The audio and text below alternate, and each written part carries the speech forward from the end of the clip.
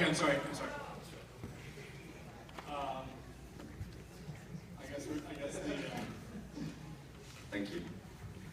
the stage design has arrived. We had 2 weeks of rehearsal in Cincinnati, and that was a really great luxury, which you don't always get in low budget. And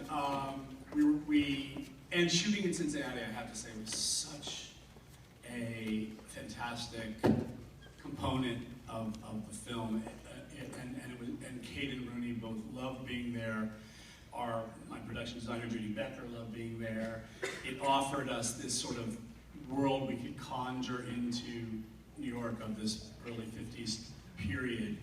And I think it felt like a new place for all of us, so we could, sort of forecast the movie in our imaginations freely. And it also offered all these amazing raw material of the city that's really preserved a lot of its architectural integrity.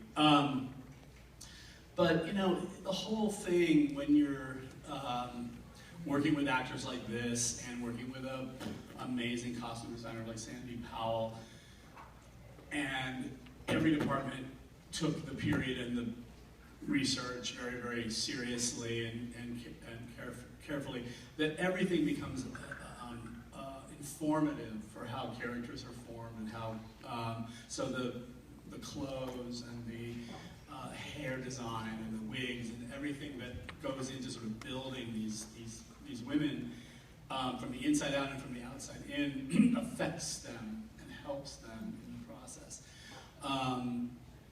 And a lot of it, I remember us pairing, and this became true from the beginning when I worked with Phyllis on the script, all the way through to the end when I worked with Carter Burwell with the music, but definitely true with the actors, was a process of sort of paring down and simplifying and reducing dialogue that just felt extra, and letting the kind of silences and the anxieties kind of tell the story. All right, I'm going to open it up to the audience. Does anybody have any questions?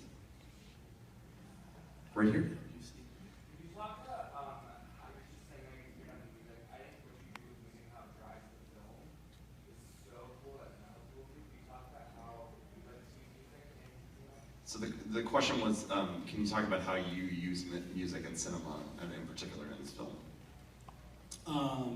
Well, every movie, and I've had some films that are really built around music in ways that are unique because they're about musical artists.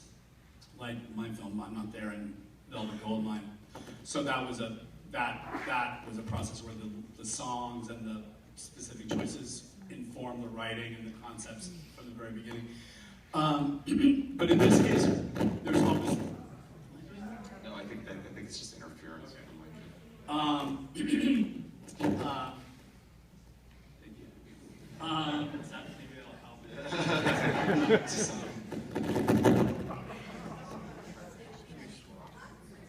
Let's see what happens. All right. We'll try it. We'll roll with it. Is it working? I'm sorry.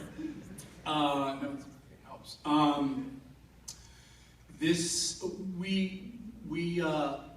Part of the research process, and even well before pre-production even starts, I usually put together like a mix of music from the period, to get my head sort of in the period, and along with a lot of other research. And in this case, my boyfriend Brian and I put together this sort of 3-disc thing. There was an interesting eclectic mix of music from the period, but even that informs the actors and helps them get into this realm, and but it also really helps Carter Burwell, and he listens to that stuff, and it provided direct source music for Alfonso Goncalves, the editor, and me in the process of cutting the film, and then we also use temp tracks for a score as we're cutting. So all of those elements help Carter in the process, and even just the arrangements of the music from the time is really interesting, and I think starts to help him think about how he'll arrange his score and what kind of musical voices he'll cast as the you know, players and the voices and the music.